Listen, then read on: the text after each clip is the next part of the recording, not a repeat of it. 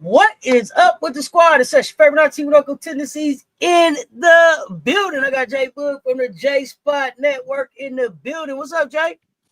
What up? What up? What up, peoples? What's going on? Rookies. Let me say this first. I was totally surprised. Stan? I was totally surprised by the people who thought we didn't rock with each other no more. What? Yeah, people was like, "Oh, so J-Spot's back?" I was like, "Where did Jay go?" And they were like, "Well, after Unrivaled, she just disappeared." I was like, "No, it's no beef." Yeah, I get why they thought that. Not the beef part, but the disappearing part. Yes, I get it. The YouTube streets is a trip. Like Jay, it was the end of the Unrivaled season, y'all. We've been bringing y'all here and there, little WNBA stuff. Jay been up on some live, so I don't know. But yeah, people like, not as much as last time, though. Where the hell did Jay go? I think we were doing more collaborations prior to Unrivaled, and then when Unrivaled came, it was like every day, every 3 days, or 3 times a week, 3 days in a row. Yeah. So we kind of spoiled the people because I started a new job, and I wasn't able to join as much as possible. So it looks like I fell off the face of the earth because I was moving heaven and earth to be available for Unrivaled. So once that was over, I was like, okay, I can breathe now. I can breathe. I can breathe, right? Bit. Like, oh my gosh. Yeah, but ain't no beef. Unrivaled. This still Unrivaled right is here. coming. Yeah. Oh yeah. Unrivaled is coming. I can't wait for year 2. But yeah, ain't no beef. I guess people don't know too. Like, we still talk behind the scenes. Like, oh yeah, maybe not. That. Yeah. So yeah. I mean, it ain't their business, but I mean, it was just surprising me. I was like, dang, I didn't even know that's what people was thinking. I was like, well, maybe. I mean, if that rumor is gonna run up my numbers, y'all do what y'all need to do. Run them up. Y'all, what is good? Listen. Shout out to all the day ones, y'all. Y'all don't listen. Been rocking with me and Jay. So concerned, like, hey, where Jay been? She's back. Y'all make sure y'all hit that subscribe, ring that notification bell. 5 of y'all share this thing out for us. Tell them that we talking. Jay, it seemed like every year the rookie class gets better. Last year we were like, yo, they showed up when they were like, we don't have to wait. This 2025 rookie class, dare I say, maybe better than last year's? I was just having that conversation with somebody, and I know we started off because we did the draft together, and we kind of started off not knowing what this class was going to do. They didn't have the like quote unquote star power. It wasn't all this media push behind them like it was for the rookies last season, and mainly headed by Angel and Caitlin, because there was that whole thing that the media was trying to push between them. And then you had Cam Brink and then Rakia Jack. Like, we had people that kind of I won't say rode the wave, but that whole new class came in, and they, for the most part, they were doing their thing. You had Camilla, Rakia, Cam before she got hurt, Caitlin, Angel, JC was doing her thing on Dallas. Aaliyah was put the team on her back when everybody was hurt and was doing her thing. So I think they kind of rode the wave of all that popularity coming in. And so everybody was like, what's next? And I already knew it wasn't going to be the same media craze over Paige or anybody coming, because I know the real reason why that whole media was pushing pushing those rookies. So we were going to get just straight, outside of Paige. Everybody's like, well, Olivia Miles is not in it. So, who are they going to get? Who are teams looking at? It felt like teams weren't interested in the rookies because they kept giving picks away. Chicago gives the 3 away. Exactly. The Sparks trade they traded their 2. Yeah, they like teams were just giving picks away like like they're giving out free sandwiches. We don't want any of this. We don't want any of this. It kind of put like it made it seem like it wasn't as important. But when game time came around, like it almost is like we don't have that spotlight. We ain't got that pressure. We can just ball. Don't nobody care what we do or how we do it. We're just gonna go out here and kill it. Sanaya came out once she came back from dealing with the passing of her mom. She came back out of the gate just balling. Paige has always been Paige. Who else did we have? Paopao came in just doing her thing. We had some people that was out. Dom wasn't back yet in the beginning. She was kind of a late to her team. Lacan the same way. Who else do we have? That was so you got Quinterly, you got Westbelt, Kiki and Sony. They came out blazing right away. So I think it put a lot of people on notice, and I think they became exciting just because you didn't expect that from so many of them, and they were being such big contributors to their team. A lot of them right away. And then as the season begins to go, then you get Nice coming in, you got Dom coming in.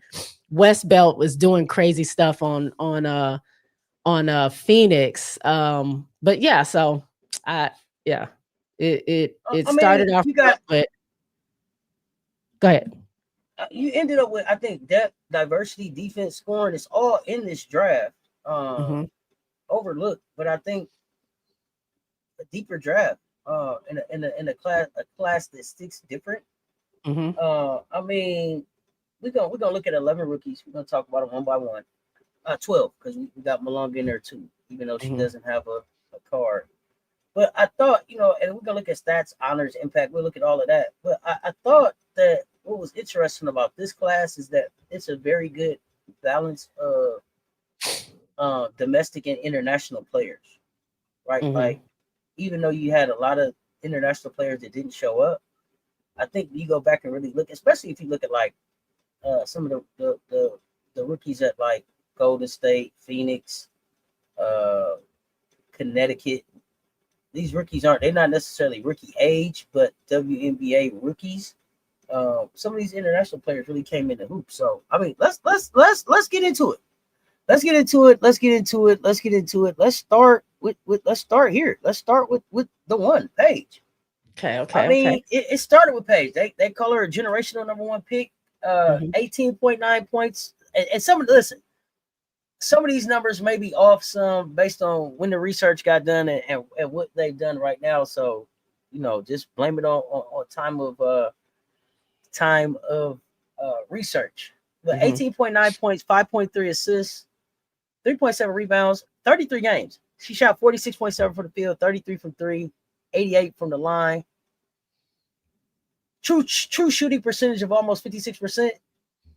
Usage sky high though, 24.7, and had a PER of 21.1 and 3.5 win shares.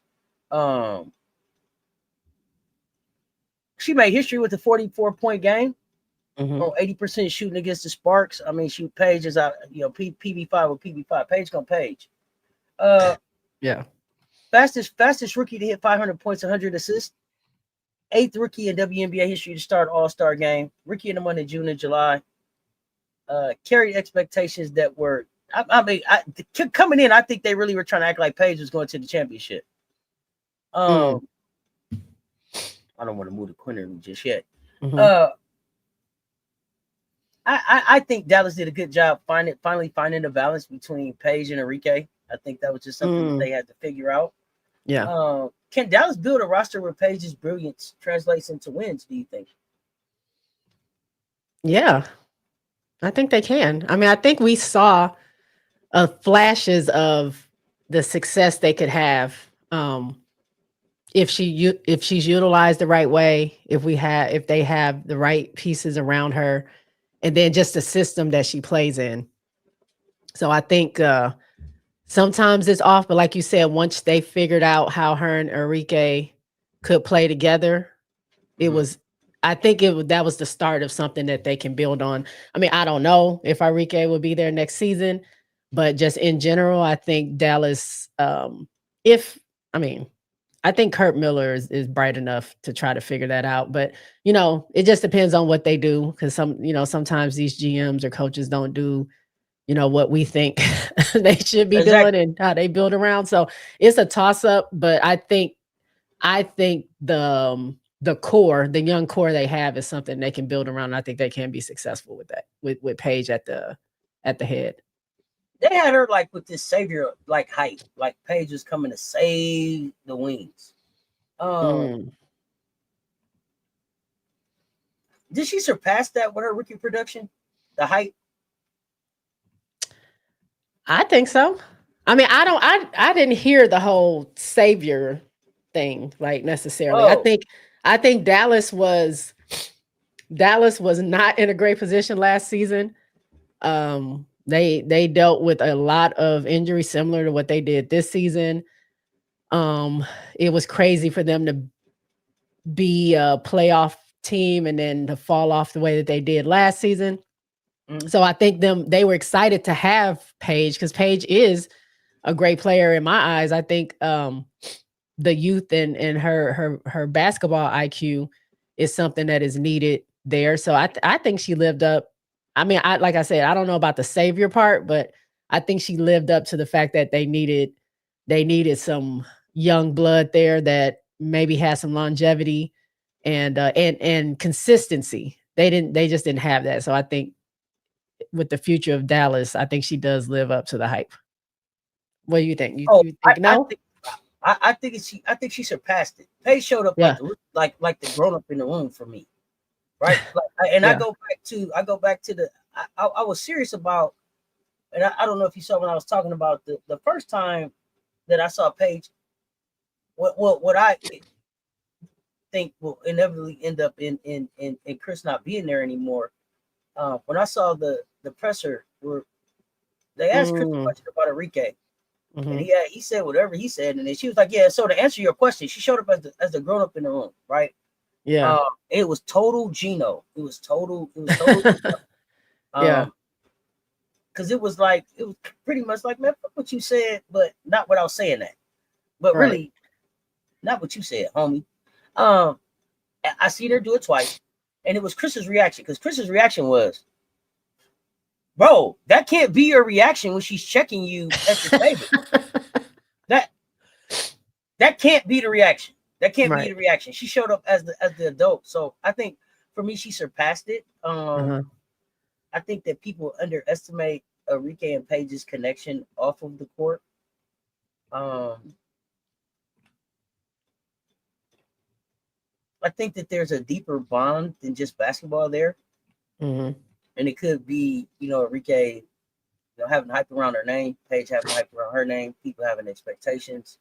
Um, both being in the alphabet community, uh, a lot of different things. I think. But how do you evaluate her on court dynamic with Enrique? For you, can it work, or is it doomed to clash? I I think it can work. Um, Again, they just have to find that balance. Enrique does have the takeover spirit when she's feeling it, and the the ball don't get passed a lot.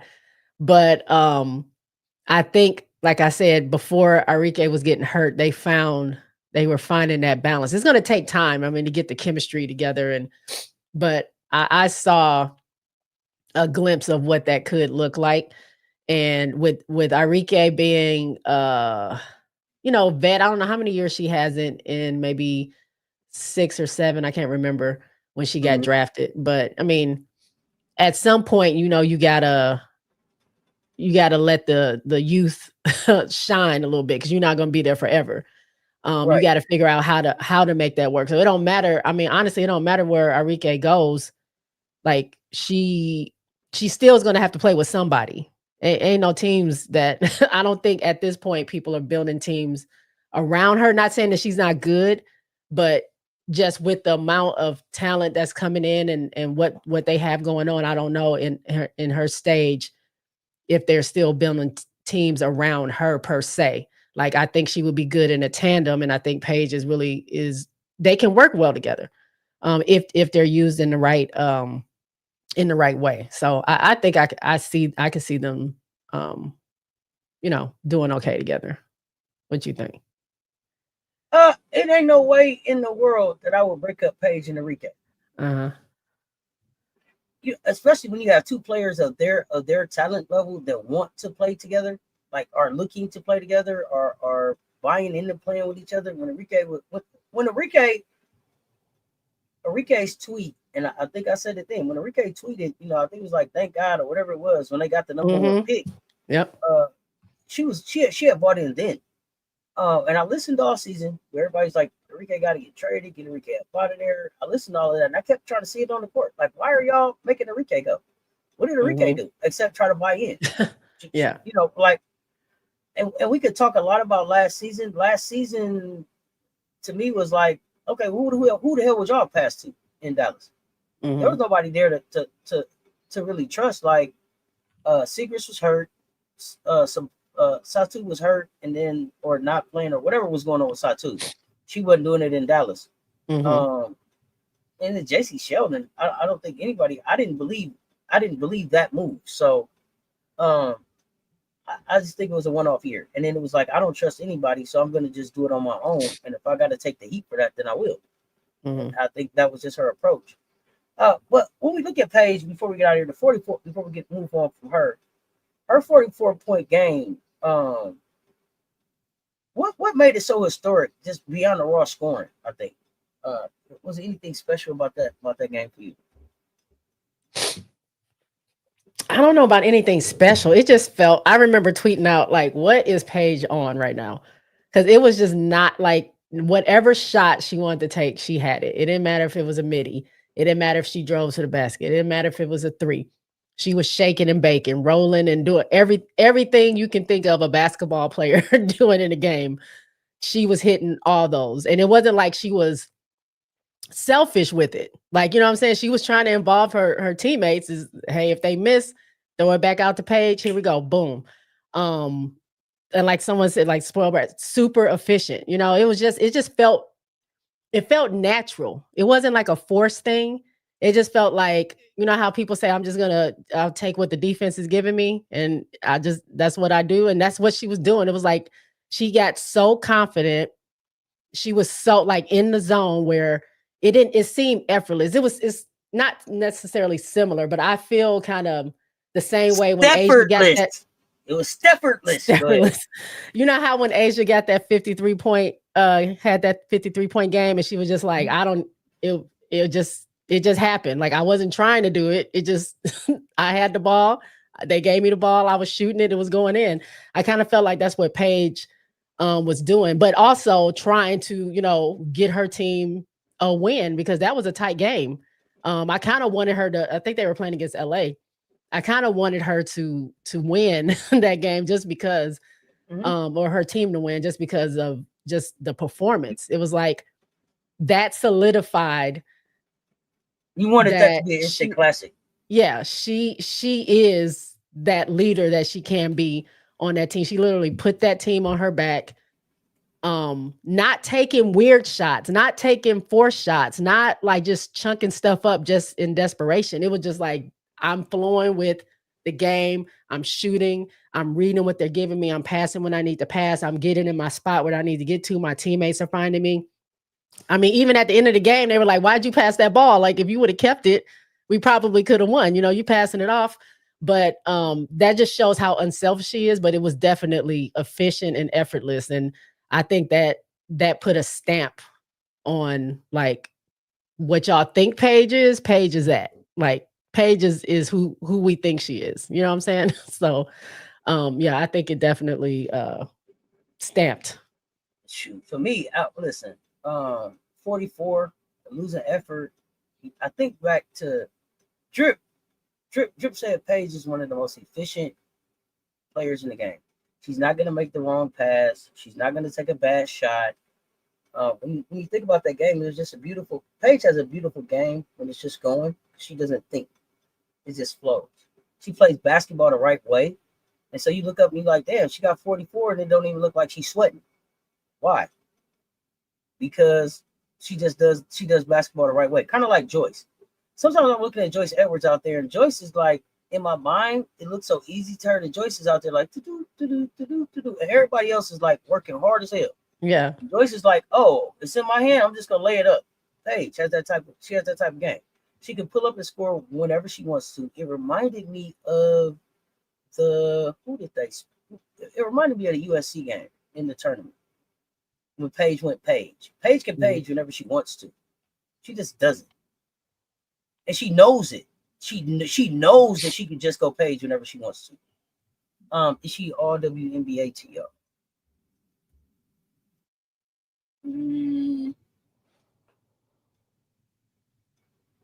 I don't know. I would have to think about. I would have to really remember how many people are on the all WNBA team before I say yay or nay in the conversation. But yeah, it depends on what other players they're going to put up. I mean, the vets are vetting as well. Like they're doing a really good job.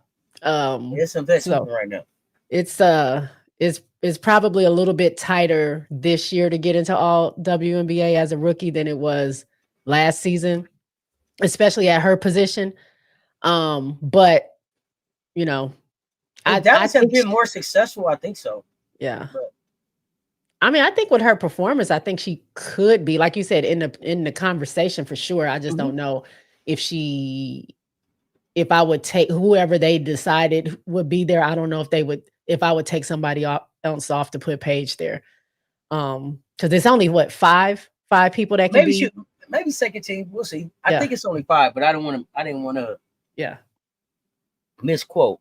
Okay. So let's. So Bueckers is Bueckers. This next one shocked me.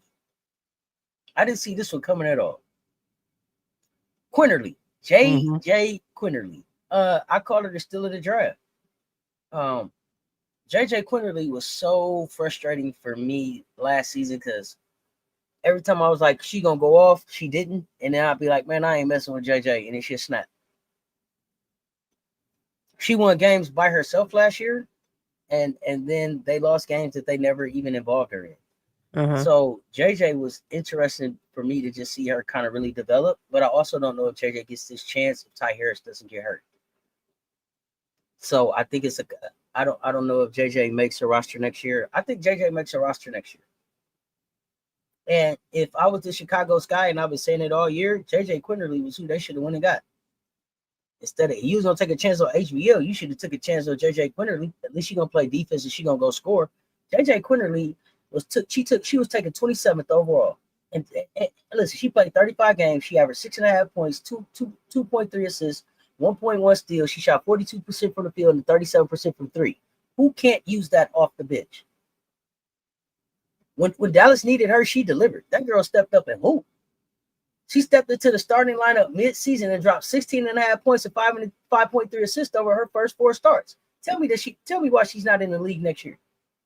Especially if they go to expanded rosters and more spots. How does this kid not in the league next year? Tenacity on defense, fearless offense. Come on, y'all. And at what 5? They say 5'8". She looks shorter than that. 5 foot nothing. 5 foot nothing. And 5 foot nothing. A reflection of the respect Enrique has for Paige, while Dallas is campaigning for her to be named on the All WNBA team. Enrique chose to show Paige love. She posted PB5 Rookie of the Year in All WNBA. There's a bond there that people don't understand there, Louie. There's a bond there. It's almost like a stud, but it's almost like a stud buzz without the name, without the branding. It's still just a connection there. Me and you, we the same in a whole lot of ways. And I don't know that I've ever just had that on a team with me at this level, understanding what it's like to have the lights on us at this level. So it's something different to walk in there and know, yo, oh, you over there? Let's get it. I think that's exciting for Arike too. Like hell yeah, somebody that's matching her energy. That and I think is exactly. consistent. I'm glad you said that. Glad you said that because I think that's what BG meant last year when she pissed me off about her comments about Camila Cardoso, about getting up for Cardoso. It was just about what she said. She was like, I really got up for that game. You know, like, and it was like, damn, you got up for the rookie, but it wasn't that. It was, I don't get a chance to play against somebody my size with that skill set. That I got up and I wanted to show that I'm 6'9", 6'7", I'm still here. Like, I don't get to do that every night. And so I took it as such like a knock at Camila, but really when I thought about it, it was like, really though, that's like a compliment, like a little bit of, that's some respect for Mills right there. Like, rookie made you get up because you wanted to see, because she is a 2-time. Lou, and I think that's important, especially in Dallas for what they're doing. I think she's a clear steal of the 2025 draft. How sustainable is her 3-point shooting compared to college? I'll let you go first. Well, I didn't really watch her in college. I heard about her, but I wasn't really watching her. So I don't know. I don't think I can answer that question. She was streaky for me more in college. I think she was streaky for me. I think she keeps working at it. And then I think the difference here is that in Dallas, I mean, at West Virginia, it was Quinterly. I don't give a damn who else. It was Quinterly. It was Quinterly or bust.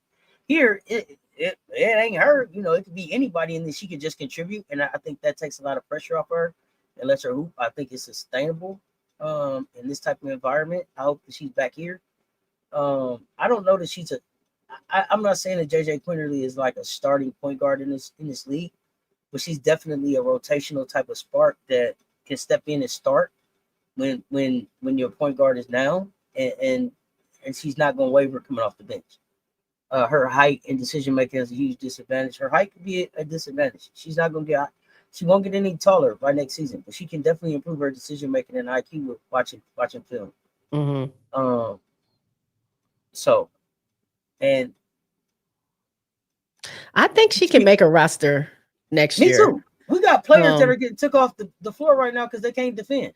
Yeah. Remember, close your eyes, abracadabra. Yeah, I think get on the floor. I think we're witnessing, like, you can't, like, I know the W has that 12-man roster or woman roster, whatever.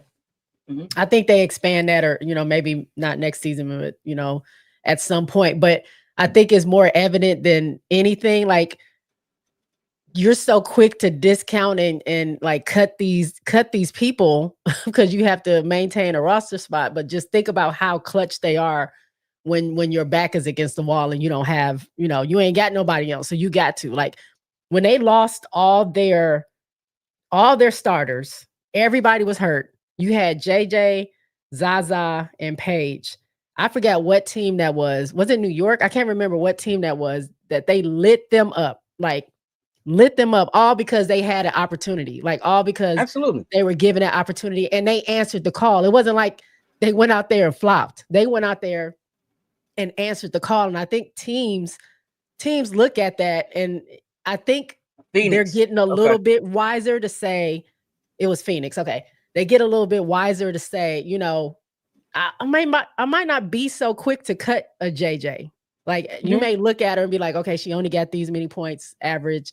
She's 5'5" or whatever it is. She doesn't make all the good decisions, but these are the things that I saw that she did well, and I may be able to help develop her. I gotta, and she's proven that she can be clutch at certain times. Like, I want to cultivate that.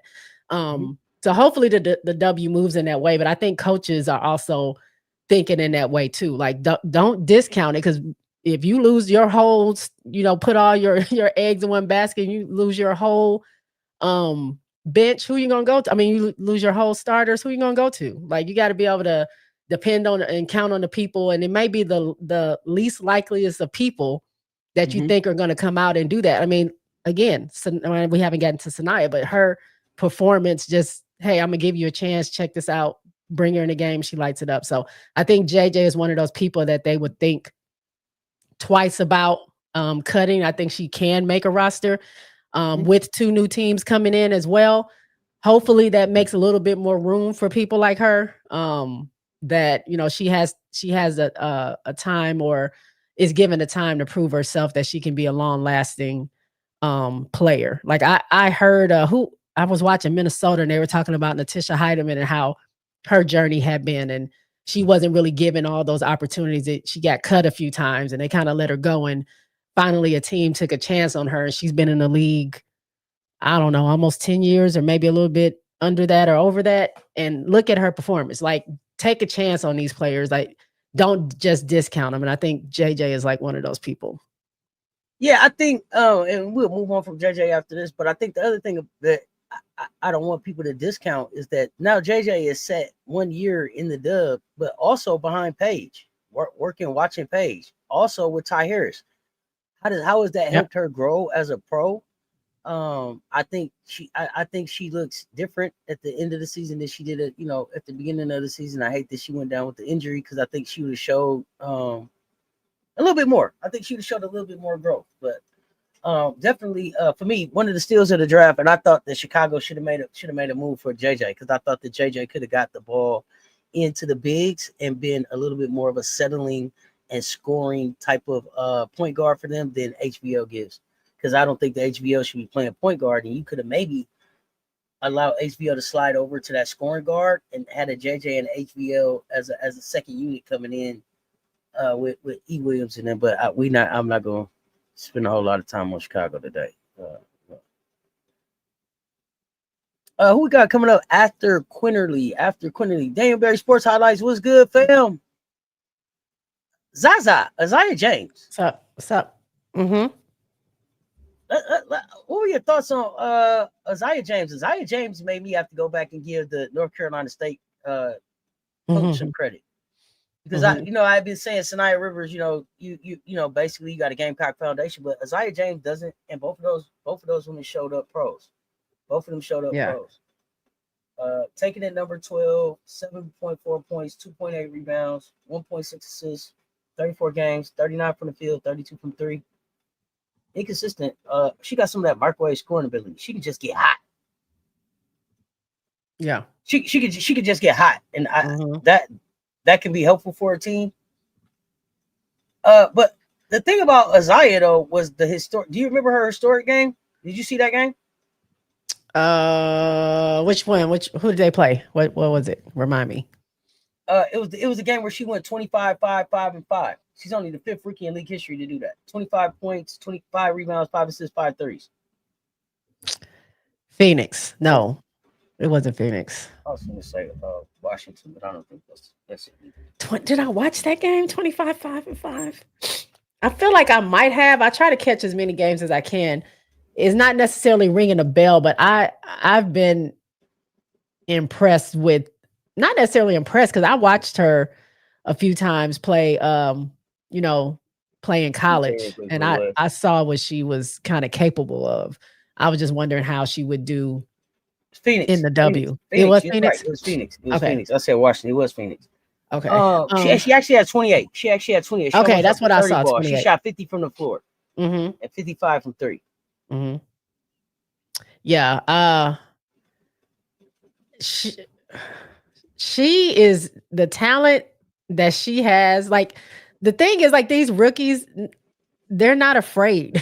Like, there's no they got to get acclimated, they got to get used to the pace and all that stuff. And yeah, it may be a little bit more physical than they're used to, but they are catching on fast and not afraid. Like, she was head on. Her downhill game is crazy. Like, no fear. She just takes you off the dribble, lays it up. The shots, the shot selection, the way she shoots, like, she's been really good to watch. Like, she's not on all the time, but when she's on, like, it's a problem. I think Bree Wayne described it as when she remembers who the hell she is. Like, okay, when she remembers who she is, she snaps. Yeah. When she remembers who she is, she snaps. But because sometimes she doesn't remember who she is, I don't know that she becomes a consistent starter in this league. But I could definitely see her trending as like a 6 woman of the year. Down the line. I don't know that her true shooting percentage is at like 46.3. But like I said, when she catch fire, it's on. Yeah. I've enjoyed watching her. Like I Do really you see get her excited. sticking with Paige though, long term in Dallas, or do you think she's out of there?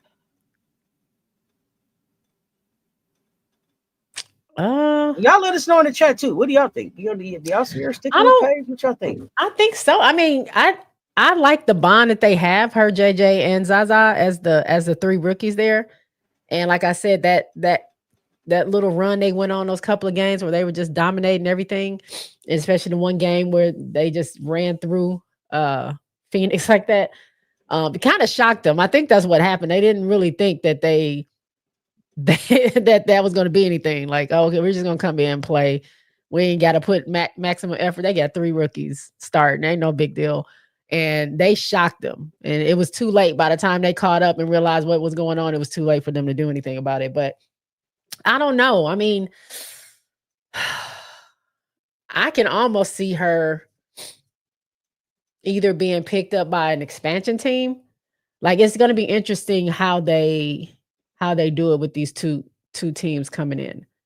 I would like for her to stay in Dallas maybe one more year with Paige, but I don't know if that's going to be a long-term thing.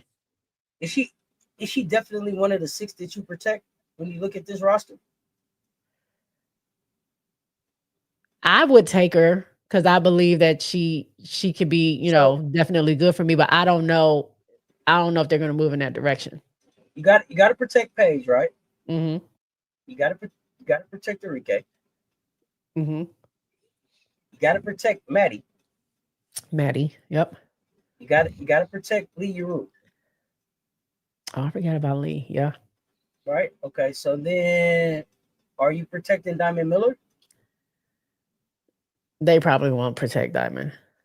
But I think Haley Jones found a home. Yeah. Haley. Yes. Haley is there. Haley is in Dallas. Are you protecting Maisha Hines-Allen? No. Are you protecting Ty Harris? Yes. Well, then we had 6, and we didn't get the Zaza or JJ. Yeah. So it's gonna be interesting. I think that Aziaha James has shown enough basketball that I don't think that she'll be protected. And if y'all were if you were on the last live, I explained that I don't think that not being protected. I push it back on the narrative that not protected is negative. It does not protected doesn't mean you're not good. It just means that we only got 6. Ran out of room. Yeah. I can only fit 5 people in the car. Now, what do you want me to do? Everybody that got a seatbelt can ride. That's it. So you'd be like, the front seat. I got you was late. Shotgun, so, yeah, shotgun, all that. But I think that she's on the team. She makes a team. James, yeah, what does Aziaha James look like with a Golden State Valkyries? Right? That could be crazy, yeah. And that eventually you got to go youthful with the Valks. Right now they got a lot of vets. And if you're gonna have to turn young at some point. So I can see that. Or even if it's not Golden State, if it's a Toronto or a Portland or one of these other young teams that are coming up that are expanded, you like Zaza to ATL. Wings may have to choose between JJ and yeah, they got to do something. I was surprised to see Asia Petty with some work. So Asia Petty signed with Dallas. I was surprised to see that.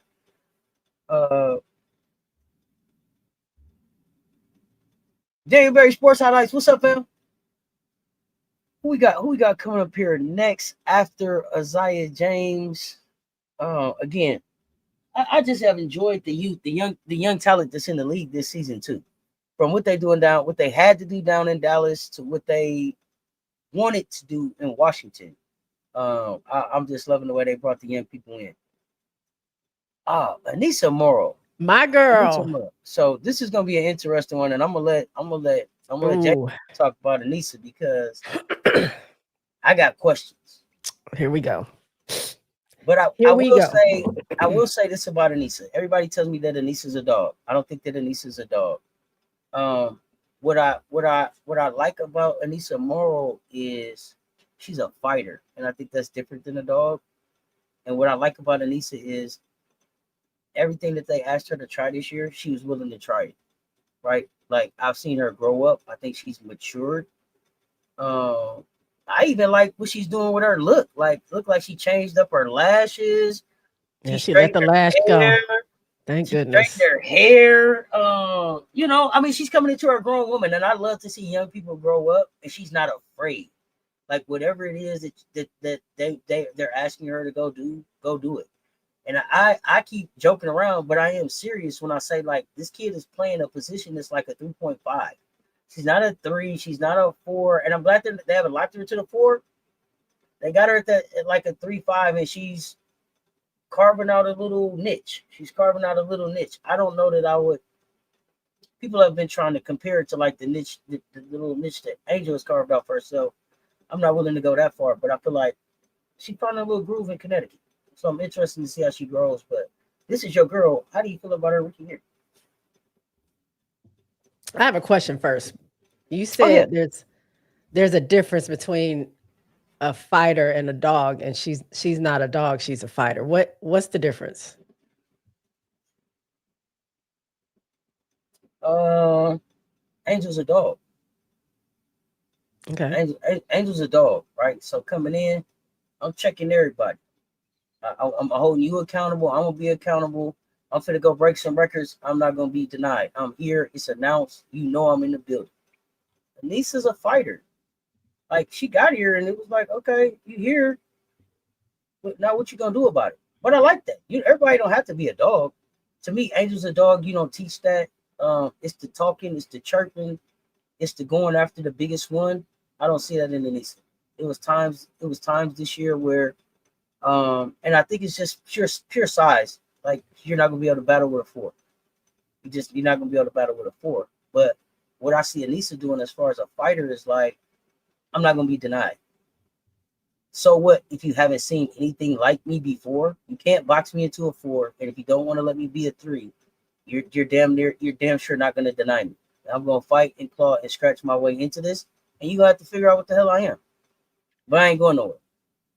So those are the differences for me. I ain't going no damn where. You can say I'm not a 4. You can say I'm not a wing, but you're not gonna say I'm not a goddamn basketball player, and you're not gonna say that I'm not in the WNBA. And that's the difference for me. Okay. I see your definitions, and I'm not debating you on that, but I don't agree with her not being a dog. I think she is a dog by your definition. Then she might be a fighter versus a dog. For me, she's a dog. A dog don't quit. A dog is fearless. A dog is going to power through. A dog is taking everything that's around them, and they don't care who's standing in front of them. And I think Aneesah coming into the W, coming off an injury, maybe she wasn't showing that in the beginning. And I don't even know if she wasn't showing that in the beginning. She just, to me, she is a dog. To me, she comes in, does whatever is asked of her, but you can definitely see it down low. She ain't, again, fearless. She don't care if she's going up against Nice, against Asia, against JJ, against a Stewie, against a Tina Charles, against a Satu, against a AT.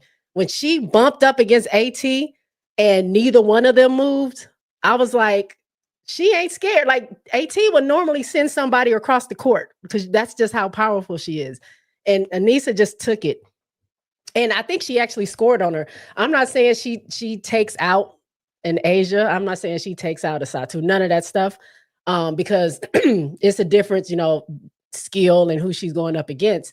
But I think she doesn't, the back down isn't there. She don't care who it is. She's going to go for that rebound. She's going to go for that shot. Now I see she's taking more outside shots than she normally does in the paint because obviously it depends on who she's going up against.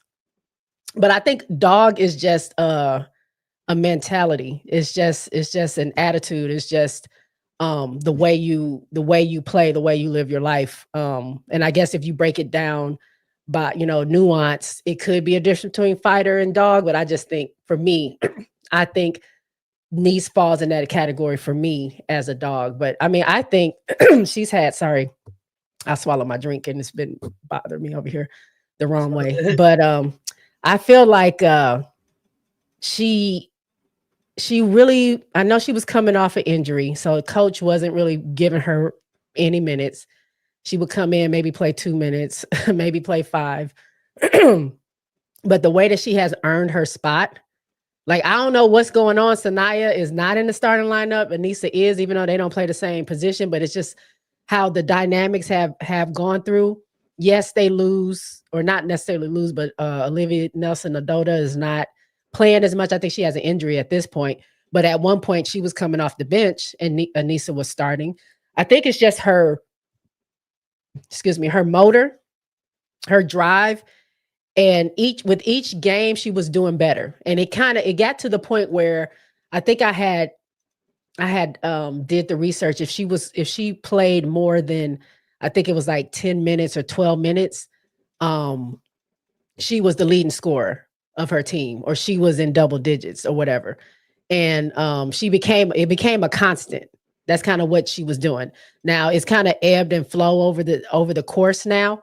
But I think she's had a great rookie season. I just wish that she would have been able to not start as a starter, but like start her W career like right away and not have to wait and come off the bench or have to deal with the injury. So sitting on the bench for games and not even getting in the game because she's dealing with that injury. But I'm proud of Aneesah. Like she is, it's just that fight in her. So, I mean, I think she's had a great season. Not record breaking, not record setting or anything like that, but I think she came in solid on a team that nobody thought, and they are at the bottom. But they still come out and fight. They've taken out, I don't know how many top 5 teams.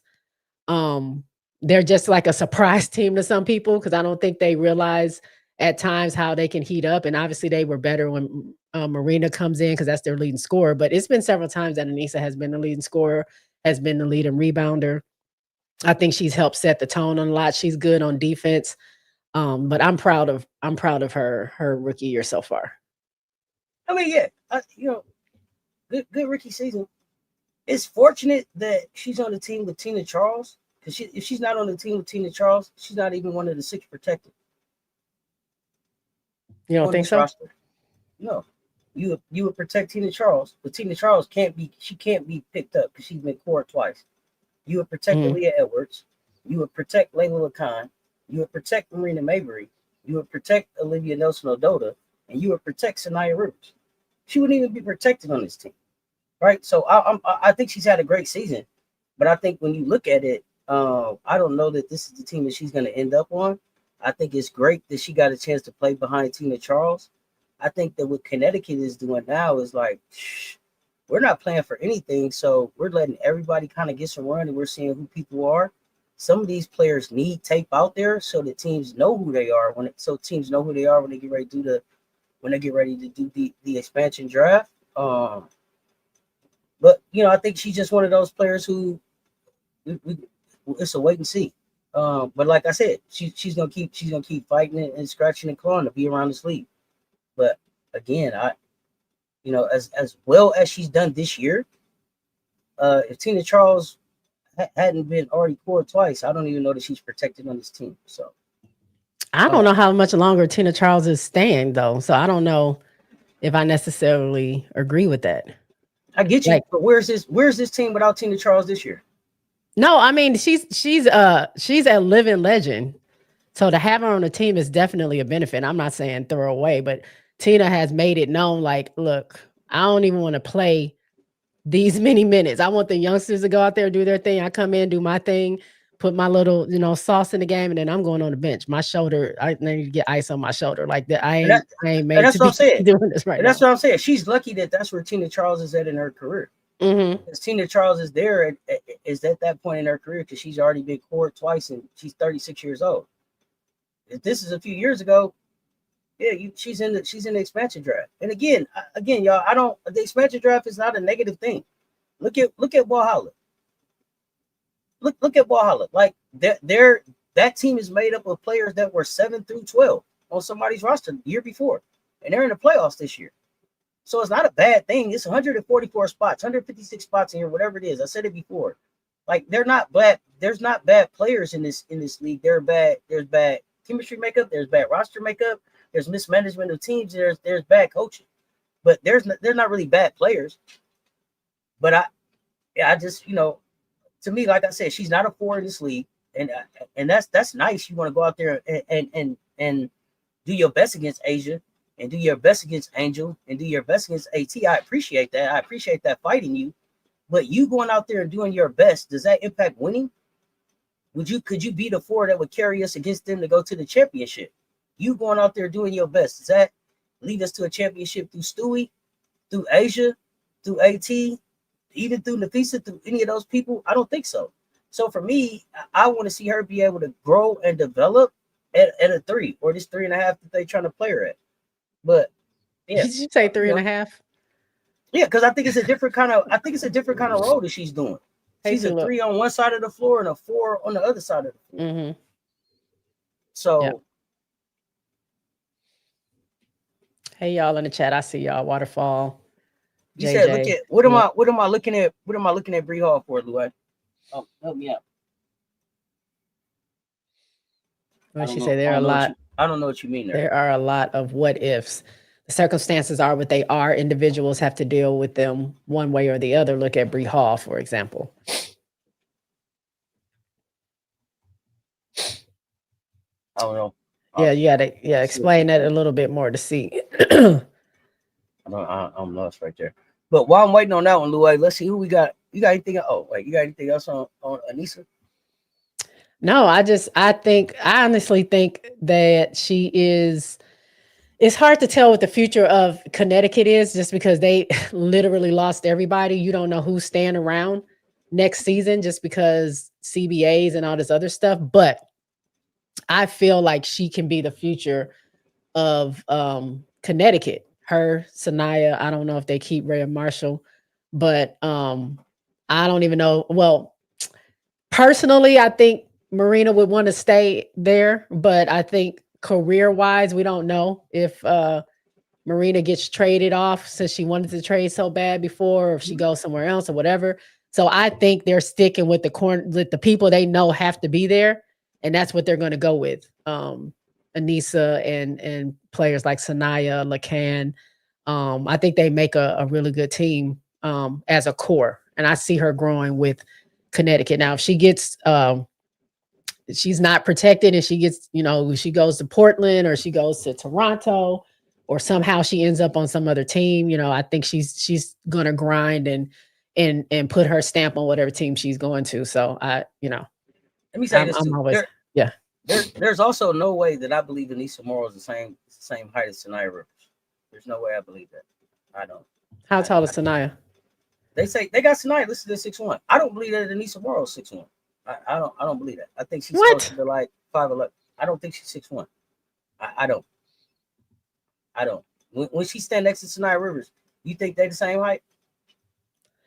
I don't know. She's pretty tall when I was next to her, but I'm also very short. So I get anything past 5'11", I guess is super tall to me. When we talk about the future of the sun, it's hard to even talk about the future of the sun because where are they even going to be? Yeah. That's what I'm saying. We don't, it's too up in the air to know, but I'm just saying if they stay there or wherever it is, they go to whatever, I think that core is what they're going to eventually build around, but we don't know what's going to happen with their coach. We don't know what's going to happen to their team. We don't even know if they're going to be Connecticut Sun after this season. The other thing too is Rashid is an international coach. And I expect them to go way more international than they've gone so far. And I just think at even at 6'1", even if you want me to give her 6'1", I just think that this league is getting ready to get a lot bigger. So I think size is gonna matter. I think with Aneesah, I don't think size matters.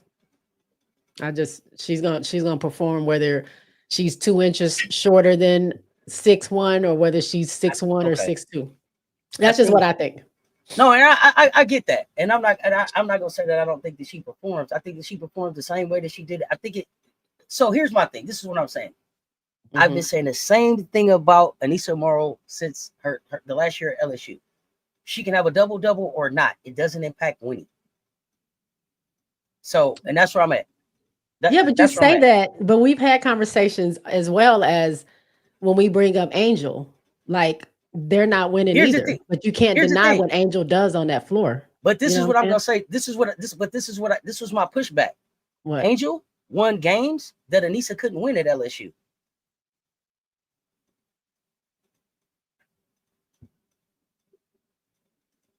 Angel and Aneesah aren't the same.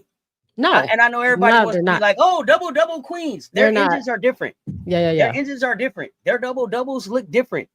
The way that they impact their teammates looks different. She does not impact winning. And I know everybody was like, Aneesah was the leader last year. Okay, no problem. I get it. Where did that get them?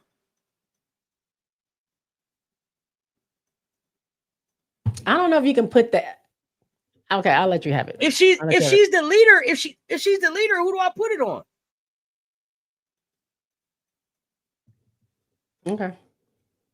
And I know that's your girl, but it's a real question. No, I take it as a bad thing. I just think when you say impact winning, we got to look at like what if you're talking about LSU or you talking about the W?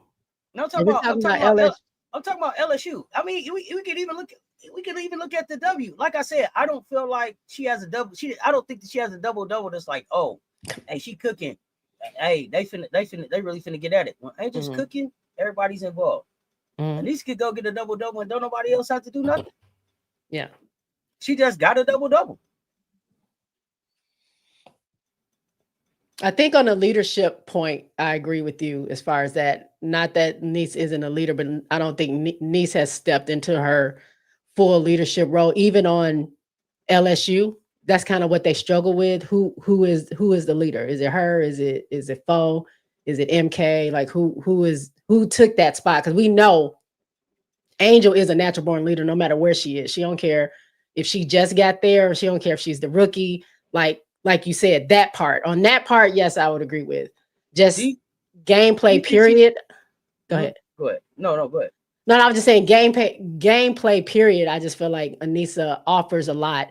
And I don't know if it's necessarily her not impacting winning it overrides the fact that maybe whoever's around her is also not, because one person can't win a game. So I think she still gives her all. But leadership, right? So if she's leading her team, if she is making everybody better around her, then that would help. So on that's what I'm saying. On that part, I think yes, I agree with you on that part. Do you think she's the leader at Connecticut?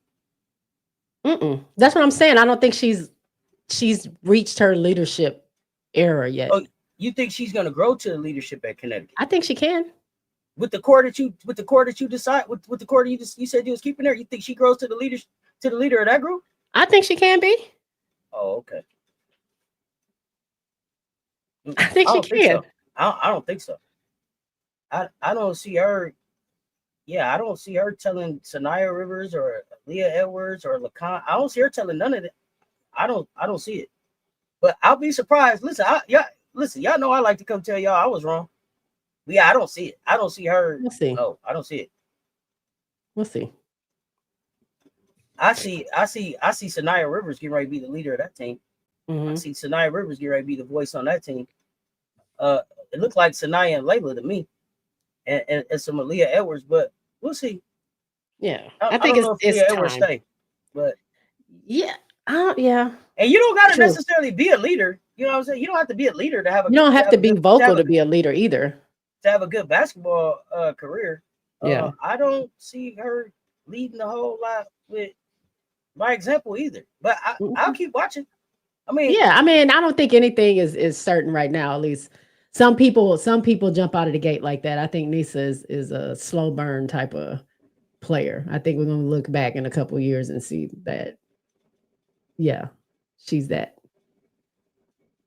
Waterfall says she impacted winning at DePaul. What did they win? Hold on. Hold on. I mean, y'all know what I'm talking about. Y'all know what I'm talking about. When I'm talking about impact and winning, I'm talking about leading a team somewhere. Okay, I'm here for it. What did they win? She impacted winning at DePaul. What did they win? And I'm not dumping on her. I'm just being, I'm keeping it a buck. I don't see Aneesah Morrow really turning into this superstar that y'all talking about. Solid role player, make some noise around the league for sure. But being the leader of a team and leading the team to a chip or something, no, I don't see it.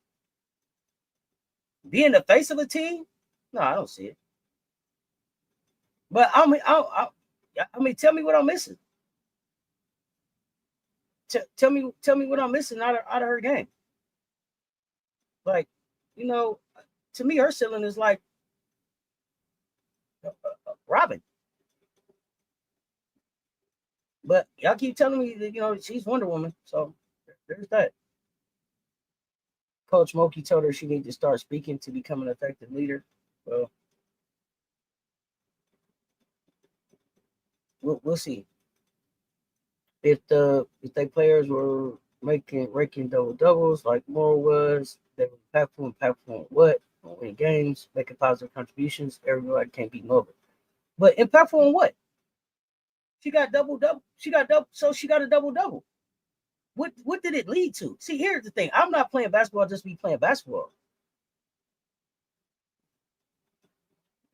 They like she's a beast. She needs the beast, man. They've been in my chat all year. They've been in my chat all season, telling me about who she was and what she was gonna do. Same order as Angel.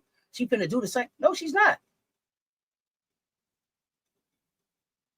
How many games did they win? Y'all just told me that they're the last team in the league. What up, Iceman? Solid player. And that's okay. Everybody ain't gonna be no superstar. Solid player. Leader, I don't see it.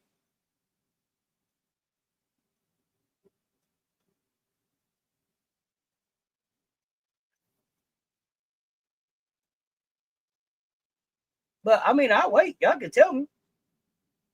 Or I mean, tell me your favorite Aneesah Morrow moment, but I don't know. Like I said, I'm here about championships. Has she played in one of them?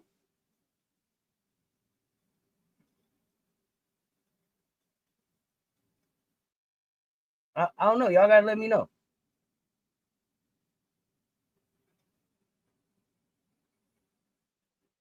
Who else we got up here? Yeah, I hope I get to come back and tell y'all I was wrong. I would love to come back and tell y'all I was wrong. And that's what I said. Solid player. Solid player.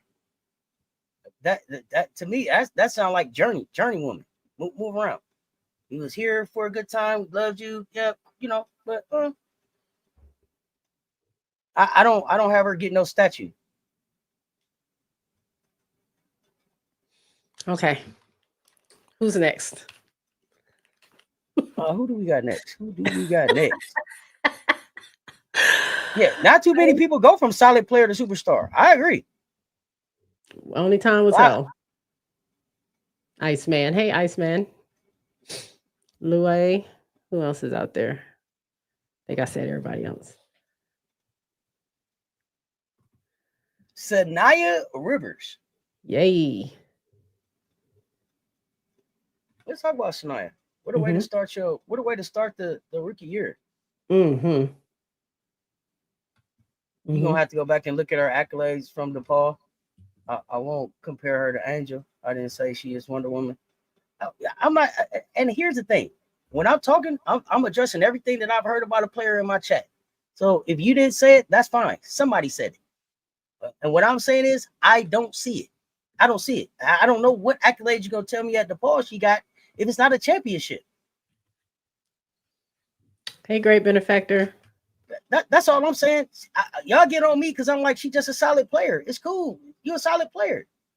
To be a solid player in the WNBA is a hell of a thing. But I'm not gonna just sit up here and act like I think, oh man, she's in the Angel Asia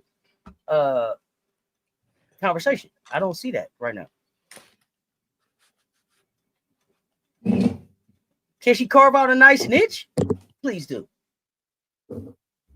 What's crazy? What's crazy, Lloyd? Let me know. I think Sayia leading in blocks, ain't she? The rookies. Oh, Sanaya. We moved on to Sanaya. Okay. Yeah, we don't. Yeah, we don't. I'm answering questions. I'm answering whatever questions y'all want to answer. I'm here for it. Sanaya, I think she set a record, made a record, or is up there with what they call stocks, steals and blocks. She had a streak. I think she lost it like maybe 3 games ago, but she had a streak of so many games where she had a steal and a block every single game. She's that girl's wingspan, her IQ, I think is great.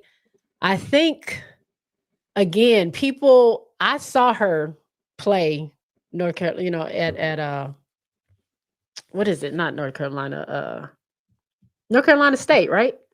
I'm thinking about North Carolina A&T. That's a that's HBCU. But my niece goes there. Shout out to Tamara. But she used, for me, I don't want to say it was a surprise, but seeing her there at North Carolina and what she was doing there, they were winning games. They were doing okay, but no, most of the time I saw her when they were playing against South Carolina, and it just wasn't happening. Like I didn't see her perform. So I was going to be I was very intrigued to see what she would do when she got to the W.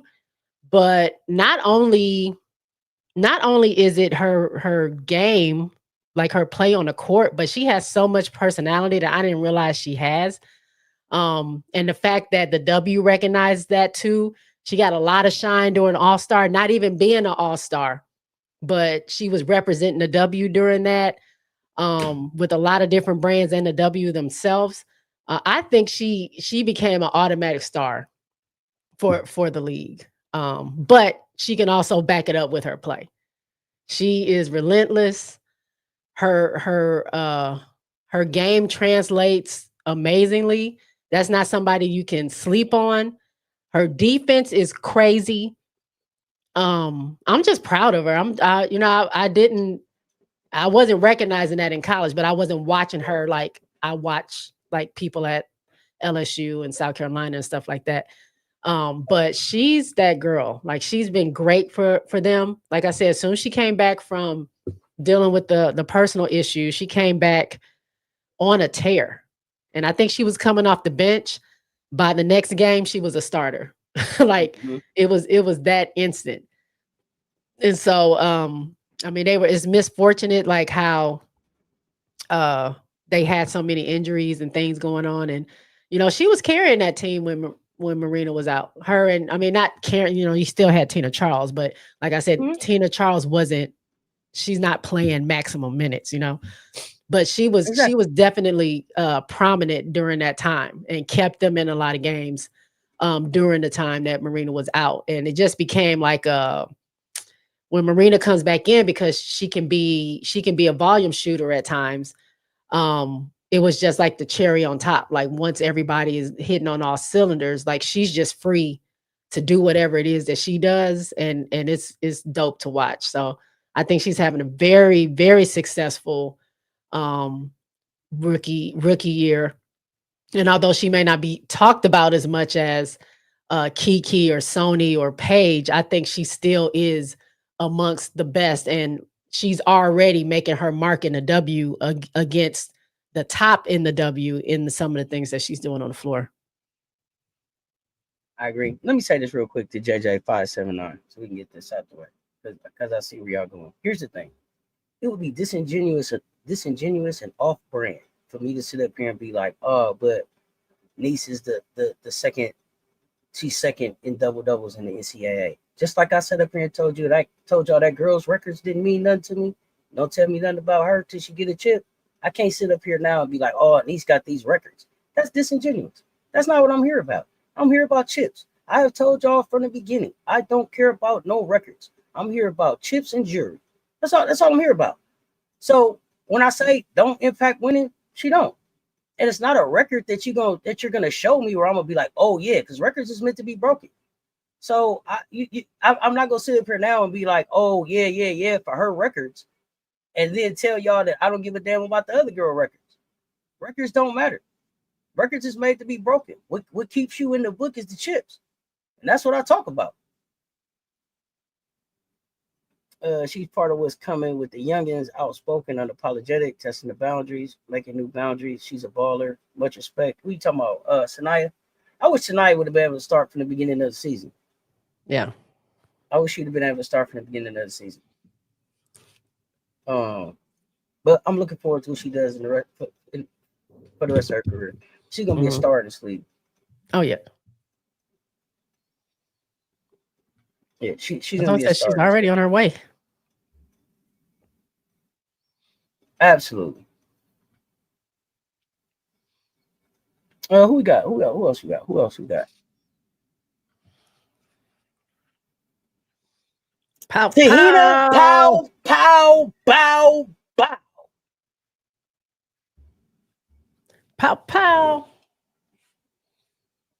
So proud. I'll let you start if you want to start. What do you think about?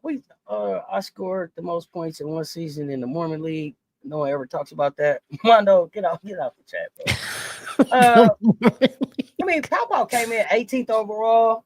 Walked into Atlanta and fit her perfect. Like Paopao got to ATL and it was like she was at home in the city and on the team.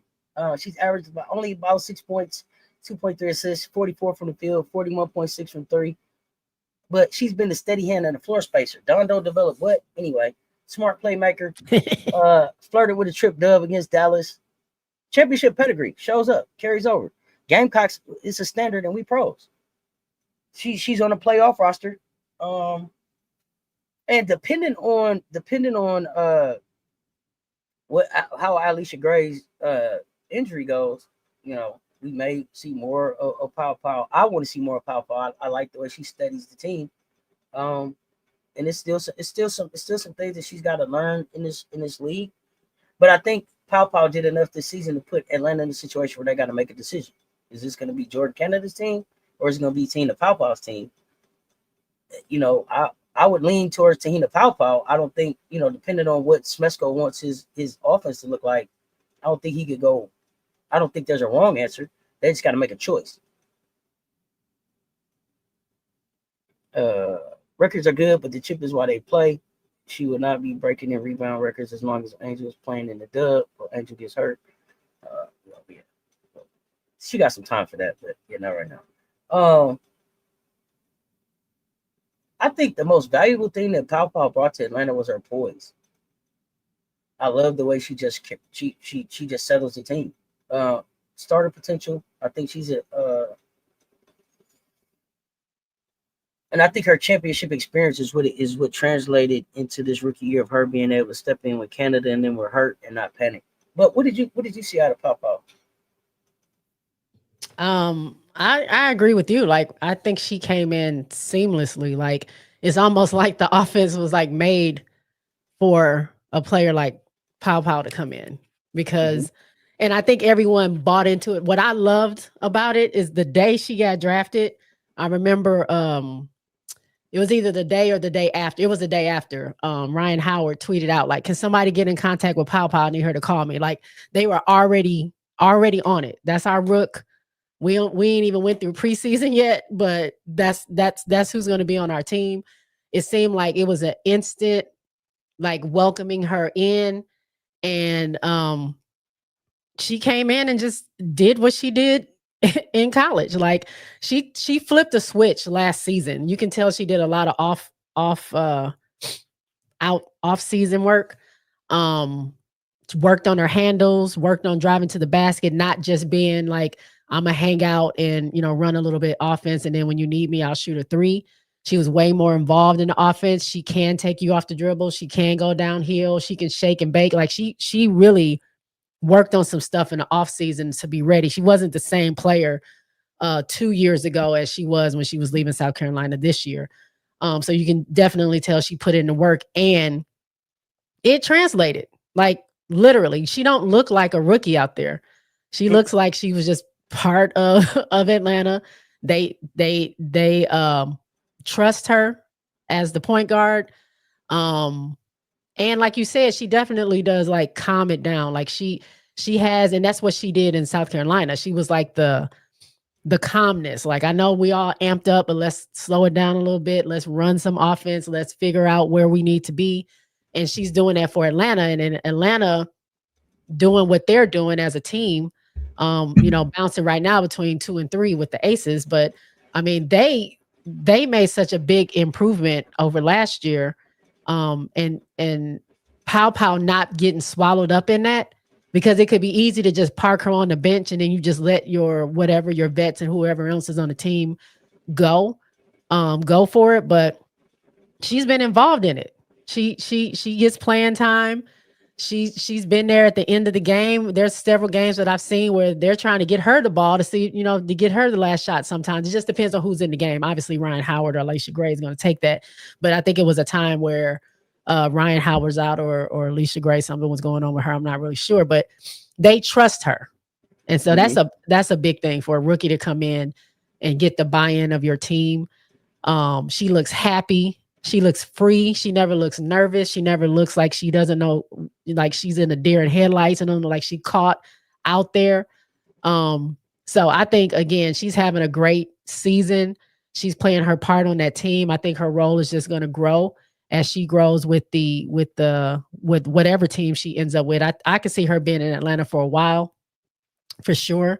But again, not too much said about her, because you have bigger names, and I think certain people that the W wants to focus on versus some of the other players. But she's making a big impact just with her play in Atlanta. So I'm very, very proud of her as a former South Carolina Gamecock.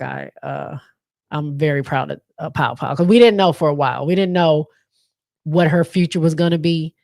And like I said, for her to turn that corner the way she did last season and see what she's doing now, like, it's just a testament to when you put in the hard work and you do what you need to do. And if you're serious about what you want to do, Paopao said, I want to go to the W. I want to go there and I want to be successful. And that's what they did. That's what they worked on. And now it's coming to fruition. Like, it probably does help to have another familiar face on your team in Alicia Gray. But I just think she's done great. I really think she's done great. Next up, Katherine Westbelt. Katherine Westbelt. I mean, she made the league. She's 29. 29. Same, Prof. Made the league. I believe you. 29-year-old rookie. Mm-hmm. After years overseas, 39 games, 5.3 points, 2.5 rebounds, 36.3 from the floor, 33 points from three, 33.1% from three. Her efficiency isn't special. It's the IQ. It's the professionalism and it's the toughness. And that's what's making the difference in Phoenix. Phoenix went and got a bunch of not necessarily special efficiency, but high IQ, professional, tough rookies. Older rookies, too. She got through it to the starting lineup. Held her own. This is a Notre Dame champion, though, right? So from Notre Dame champion to WNBA rookie, it only took 7 years. She's got to be one of the most inspiring stories out the whole rookie class. 7 years to make the league. How inspiring is her path, and what was it that you saw that made you want to have her on this list? I just saw her impact on Phoenix. I mean, you already have a big three in AT, Kalia Copper, and Satu. And so it's easy to kind of overlook everybody else because of them. And then you add in Dewana Bonner. But she's been solid for them anytime she's in the game. Anytime she's in the game, whether it's the right pass, whether it is the shot, her threes are good. She's just been a solid, like, you can count on her when she comes in the game, and she makes an impact when she's in there. So I was just looking like, man, this lady has been waiting all this time to finally come into the league, be a rookie, and look at the stuff that she's doing. And I think it's so cool that her and her sister are both rookies at the same time, but they have that age difference. It is a very inspiring story. But it was at one point in a game, I'm listening, I'm watching Phoenix, and I'm like, it's Sammy Wickham, then it's Westbelt. It's Wickham, then it's Westbelt. Like they just kept bar for bar, like going off. And I'm like, this lady is special on this team. You know what I'm saying? Like she may not be the superstar, she may not be the lead, like where you're gonna always go to, but she's dependable. And that's sometimes what you need on a team. So I just thought she was impressive, and to hear her story, like to have an older, similar to like a Phoebish or something like that. Like she's just really been grinding overseas, just waiting for her moment for her name to be called, and she's delivering. What's up, Donna? What's going on, Donna? Yeah, I listen. I think players like her are super important for playoff teams, and you may see teams, go for an older or more seasoned, rookie, I should say. Yeah, I'm old. She's seasoned. Let me see. The next one we're gonna talk about is one of the ones, and I see Mondo, you asked about our top three. So for me, it's Paige. It's probably Paige, Sonia, and Kiki Iriafen. Y'all know what it is.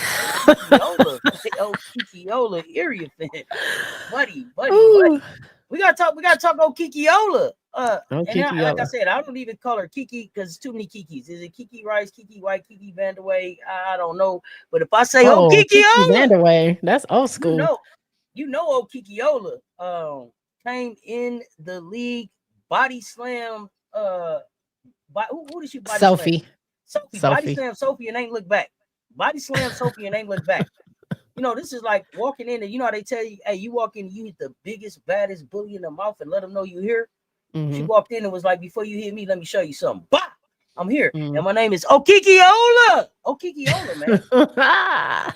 Kiki Iriafen, and I was not a Kiki fan. Like I was not. I told y'all, I felt like we dodged a bullet by her not being a Gamecock last year, just based on the way that she played at for Coach G. But hey, this girl's a professional WNBA player and a hooper. Made me respect her. I love when a player makes me respect them, because then I respect them even more. It's like, Kiki, I don't know, man. And then I saw her playing. I was like, shit, what you letting them call you Kiki for? And your name is Kiki Iriafen. That sounds like a star. They knew what they was doing when they named her. Her mama named her Kiki Iriafen. I'm gonna call her Kiki Iriafen. Dominant interior force. This is a future, I think, defensive player of the year. I think a potential MVP in this league. I love the way that she attacked every one of the big fours that she had to play. Asia, Stewie, Nafisa, Angel, everybody that she had to play against, she didn't shy away from it. And before she could get welcome to the league, she let them know she was here. And I think that was the one thing that she took out of Angel's book. Like, oh, Angel, you caught that clothesline. You got welcome, not me. I'm gonna let them know I'm here. That was the difference. Like Angel was like, oh, okay, AT, you got me. I'm up. I'm finna show you. And Kiki was like, oh, that's what they doing. Okay, before AT get to me, let me get a load of this. Wow, Sophie, what you think? I'm here.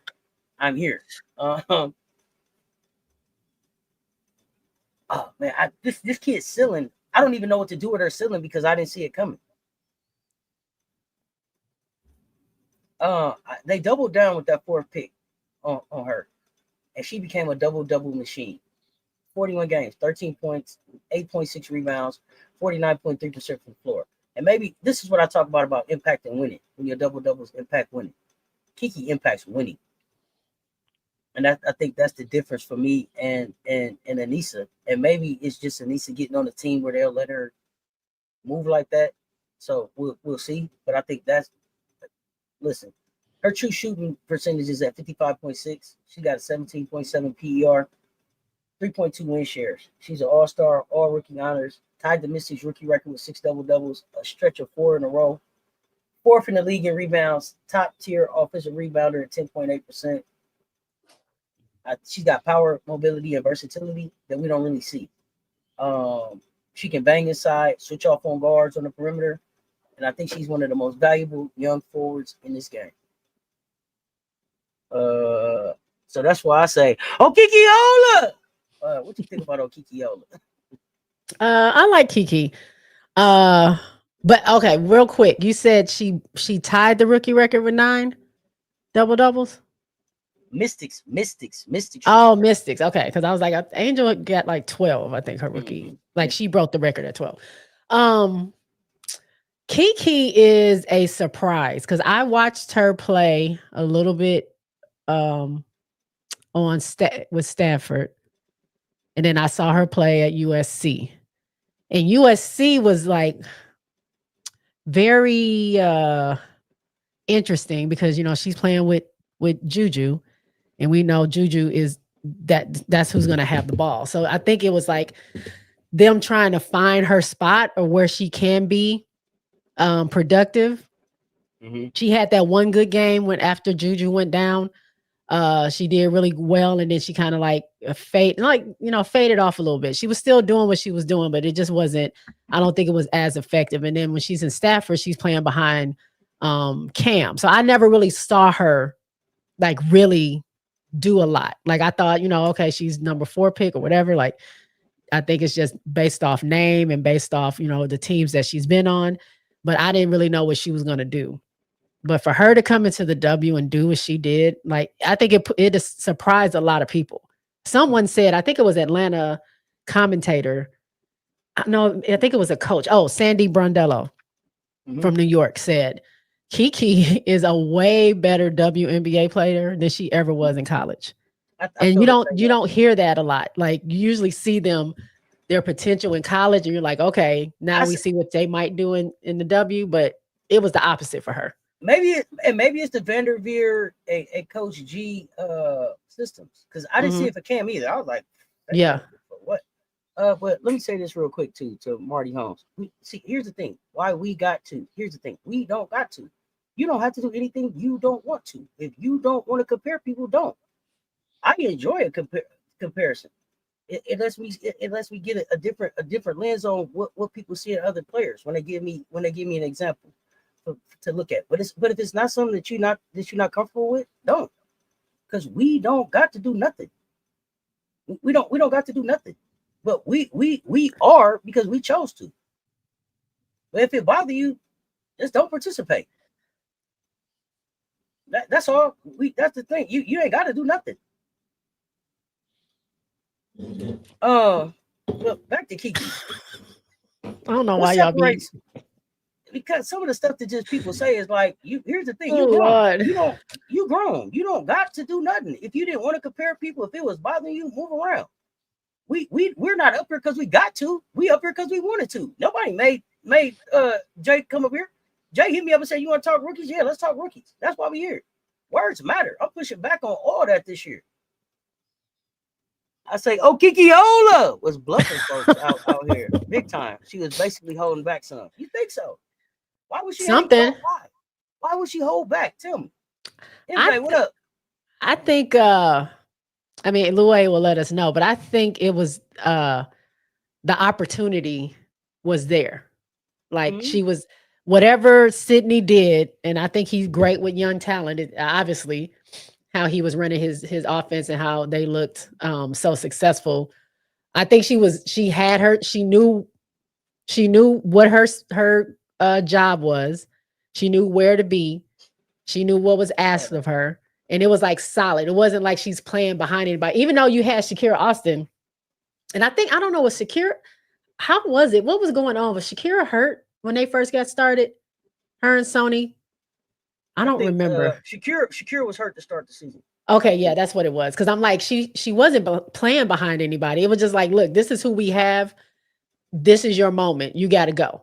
And you got a great guard behind you or beside you. So there's no pressure. Again, there's no pressure. Nobody knew what this rookie class was going to do. And I think once it was, specific direction, she knew that she was it. That was how it was going to be. She just performed. Her and we were able to see, not to say she didn't have those skills before, but we were able to see how she can finish around the basket, how she's so efficient there, how she can take the outside shots, how she's good at defense, how she's a consistent player. Because whether you're breaking records or not, getting double doubles where it's almost a given you might get one, is that means a lot. That's consistency on the team. And you know you're gonna get double-digit points and double-digit rebounds from a player. That means a lot. And rebounding is is very important. It comes to those second and third chance points and not allowing your opponent to get those second and third chances. So I've enjoyed watching Kiki. I didn't expect it. I just been watching like this girl is like so smooth. Like I didn't see that when she was in college. And so for her, it also looked like she kept working too. Yeah. Off season. And that slam she did, when she did that, it made that face like kind of smiling, like you thought oh yeah, what you thought was gonna happen is not gonna happen. It put everybody on notice, like, wait a minute. It was like WNBA Kiki is not NCAA. Nowhere. It's two different things. Nowhere near it. And as long as you think that you can tell me what's okay on my channel, you go right ahead. Positive, negative, whatever I want to talk about over here is what I do. But this may not be the place for you though. But that's okay. That's okay too, because I ain't for everybody. What? I'm talking about as long as it's okay, as long as it's positive, it's okay. You don't get no permission over here. Let's talk Sonia Citron though. Sony. So happy. I'm so happy. Sonia Citron would be the rookie of the year if Paige wasn't here, you think? Yeah. Yeah. Yeah. Sony, I'm so proud of Sony. She never, I don't say she never, but you know, I'm a North Carolina. I'm a Notre Dame girly too. That's one of my teams I watch. And Sony has always been a rock for Notre Dame. You said that. Answer this question for me, Notre Dame. Did Ivy recruit Sony? I don't know about that. Or is she a Muffet recruit? And I'm asking just because like we automatically I was just talking about this on the show with Prince. We automatically tie Hannah to Ivy. Yeah. But ain't nobody. Sonia Citron looked like she got to the WNBA and like she didn't have no coach. They ain't mentioned Ivy, Notre Dame, nothing. Like she just dropped out this. Like she dropped out the sky. She's an orphan, right? Yeah. So and that's what I'm wondering. Like, damn, ain't nobody talking about Ivy developed her. Good job, Notre Dame. Nothing. So I was wondering, is she if y'all know, and if y'all know in the chat, is she an Ivy recruit? I don't know if she's an Ivy recruit, but I do know watching her, she was overshadowed obviously by Hannah Hidalgo when she got there, Maddie when she was healthy, and Olivia Miles when she got healthy. But no matter what was going on in the Notre Dame game, you knew you could count on Sony. Even she had an injury 2 years ago. She went down with some kind of leg injury. She was out for a long time, and then she, recovered, and it was just kind of her and Hannah, and Maddie and stuff. But she's always been solid. And again, I think this is just a moment of opportunity that she had with Washington to be like, y'all are it. Like we got some injuries, we got some people that can't play. It's you, it's Kiki, and it's Slim. Y'all gotta make it work. And she's just been ready for the moment. She was recruited by Neil Ivy shortly after Ivy took over as head coach. Sonia Citron was Ivy's second top 20 recruit. Okay, thank you, Luay, for that information. But she just came in again as the story with a lot of these rookies, not fearless, not scared of the moment, not trying to do too much. Just ready when her name is called, ready when the ball is handed to her. She's been clutch in several games for Washington. I think she just beat the record for, you might have it on there because I can't see it, but she might have the record, I think, for the most double digit points, like gains with double digit points as a rookie. I think she took that over from Cece, if I'm not mistaken. Oh, I don't know. I think they said up.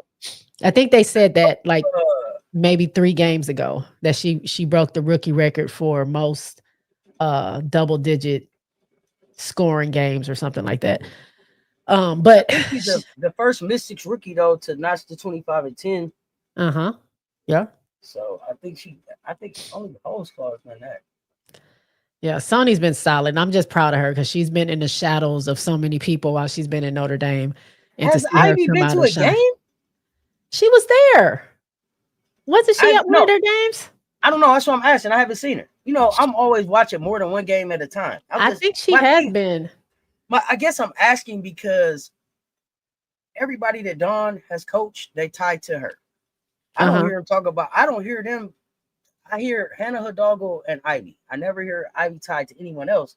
And Sony is having such a successful year that it seemed like they would be talking about it. But I mean, well, besides Kim Mulkey, Don Staley, and who else has shown up? I haven't heard from a lot of the coaches that they've been showing up to games for their folks. So I don't know. Maybe I don't really pay attention too much about that. But maybe I think Neil was at some games, but I might be getting it mixed up with Chicago because I know there was a couple games that Neil showed up to watch Maddie play. And it could have been when they were playing Washington. I just honestly I don't remember. They don't talk about. They act like that girl didn't graduate from Notre Dame or something. I don't know. I don't know. Yeah, I'm just happy that she's. A lot of people were questioning her going 3, and why are you doing that? And who is this? And people passing saying, well, she's not going to be great. But I'm just happy that we all get to see what she was already doing on Notre Dame. It's just she was overshadowed by that right there. One of my favorite moments of the season. When she when she hit the night, I was hit for me. Let's talk about Layla LeCon. Okay. Sniper. Let me say this. Mr. Potential, if y'all know Mr. Potential, if you know, you know. Mr. Potential was like, Layla LeCon. I was like, man, I don't want to hear that. I don't want to hear about Layla LeCon. I don't want to hear about Layla LeCon. Layla LeCon is sticking in this league. I can't even believe it. Mr. Potential was correct. Finished overseas commitment and then just came in. 22 games, she's averaged 10 points, 4 assists, 2.3 steals. Cole leading the league in steals. 47 from the field. She not that hot from 3, about 23% from 3. Okay, I ain't gonna hold y'all up. But she's had back-to-back 22-point games, and her defensive presence is dropped the Suns' defensive rating by I think like 16 points when she's on the court. So she's on a path to her stardom. If she can develop a jumper, what do you like about her? She's just like she's like the Energizer Bunny. Like she's all over the court. You just don't know. Like she's so quick, she's so fast. Like you can't guard her really. Like once she gets going, there's nothing you can do. You just gotta let her go. She can score very quickly. She makes good decisions. She's like a pick me up. Like when they need something, she's again kind of like an anchor. That's why I get so excited about that core that they have with her and Niece and Sanaya. I think that they all offer something different, but it all can, once they get gelled and once they get to a point where it can turn into wins, they can be something crazy. Because I think like she comes in, like you said, back-to-back 22-point games. Obviously she's tough. She got knocked in the head, two black eyes now. But when it first happened, that one eye, she couldn't even see out of it. It was swollen. Came right back to the game the next game and scored some crazy, like she scored like she could see out of both eyes. It was crazy. So it's just, she just has a high motor. Is no give up, no quit. And again, fearless. Like she just comes in there. It's just, she's like Flash. Like you don't know where she's going, how she's going. She got the ball. It's probably going to end up in the hoop. So it's not very often where she's like having an off night. She really was the pickup. I think that the Sun needed, especially while they were dealing with Marina and her injuries. She, again, I hate to keep using the word solid, but that's to me like an anchor. Like that's somebody you can count on. When you need to score fast. She's one of the people that I would look to and be like, we need to try to figure out how to get her the ball. That's what I think. I think she's a great pickup. And plus, she's French, right? So I think she flows well with what that coach wants to do. And she understands like his point of view. So it probably is why she's playing so well, because it's something familiar to her. Yeah, if they don't hold on to her in Connecticut, I can see her in ball holla. She's a ball holla type of player. I like the way she's attacked coming into the WNBA. So looking to see what else she can do. As we start to get down here to the end, because we got the first NFL fantasy trash talk night coming up here soon. Monique, Akoa, Makani. This is one I got to talk about. This was not one that you had on the list. This rookie starting on a team that's what is Phoenix right now? Third or fourth? Number four right now, I think. I think number 4, 7.9 points, 2.7 assists, 42 from the field, 39 from 3, 94 from the line. All rookie team. I think she should be on that, but overseas polish, I think, carried over seamlessly for her. She brings reliable shooting and defense, and I think she's a perfect 3-and-D guard. Like, she stepped in and hooped for them when everybody else was out. She was a rookie that AT and everybody could count on. So, I love that for her. And then I know you wanted to talk Malonga. Unfortunately, I don't have any visuals for Malonga, but let's talk Malonga. All right. And real quick on Monique, I agree with you. I feel like she's another spark for Phoenix. She's somebody that if ain't nobody on scoring, she's going to score. She reminds me of what Lacan does on Connecticut. Like she's just solid, and you can get some scoring from her. As far as Dominique, she was like I said, didn't join the team right away, but she's starting to make her impact as they're giving her more time on the floor. Of course, she had a career high game against my Chicago Sky, but she's been solid these last like maybe 10 or so games where they're giving her way more minutes. They're utilizing her. Like she still makes some rookie mistakes, and that's going to come with time once she gets acclimated to everything. But for her to be playing alongside NECA and Skylar, she is really making her impact, and her defense is going to be crazy because she's just long, and she's good at blocks. I don't know if I'm trying to pull up her stats as to where she is as far as ranking in the league, but I just think she's making a name for herself. She's only averaging 7.7 points, field goal percentage right now 55%, rebounds 4.7 rebounds, and 0.4 steals, 0.7 blocks. But I think that she's shown some good play. She's played against the best. And, sometimes they get the best of her. Sometimes she's gotten the best of them. But it's exciting. I was wondering how she was going to come to the league and what she was. I was expecting her to dunk on somebody because that was just the word that was going around that she could dunk so effortlessly. I thought it was going to happen. I don't know if she don't want to. But it's been cool to see her come in and I saw one move she did 2 games ago, and I was like, she plays like she moves like a guard. She don't move like I think she's 6'6" or something like that. Very light on her feet. Her moves that she has is just like something that you don't see a lot of bigs doing. So I think she's very versatile, and with some time, she's going to be great in the league. Absolutely. For me, it's like don't be the Duncan spectacle. Make them respect you as a hooper, and then dunk natural in the game. For me, she's got to get a little bit stronger though. You know what I mean? She's got the length, but when it's time to bang, hey, it's like, hey, you'll catch a ride on somebody's hip. You know what I mean? You ain't stopping nothing. You ain't pushing back against nothing. So I would like to see her get a little bit a little bit stronger. But I'll say this: as far as French players go, I rarely see French players add on weight. Wemby, Malonga, Tony Parker. It's not something that you really see them do. So it's gonna be interesting to see how she attacks that. But definitely a space for her in this game.